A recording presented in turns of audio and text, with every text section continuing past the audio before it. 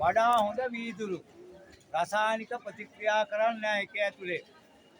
දැන් මේක ඇතුලේ තියෙන ද්‍රවය කරාමේ ඇරලා සම්පූර්ණයෙන්ම අයින් කරනවා. මේක ඇත්ත වශයෙන්ම 11 පන්තියේ තියෙන ප්‍රැක්ටිකල් එකක්.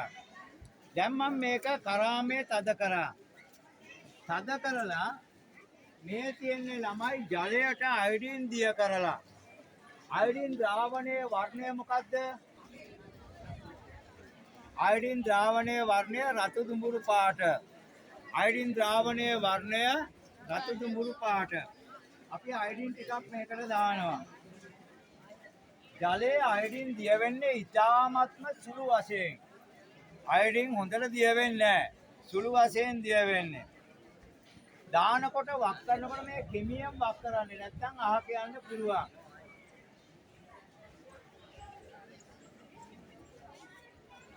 ඉතාමත්ම සංයමයෙන් කරන්නේ රසායනික ද්‍රව්‍ය නිසා.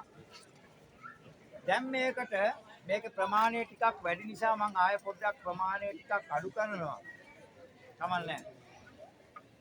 දැන් මේකට දානවා මේ කාබන් ටෙට්‍රා ක්ලෝරයිඩ්.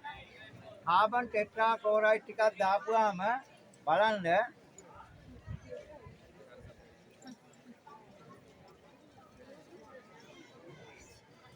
කාබන් ටෙට්‍රා ක්ලෝරයිඩ් වල වර්ණය මොකද්ද?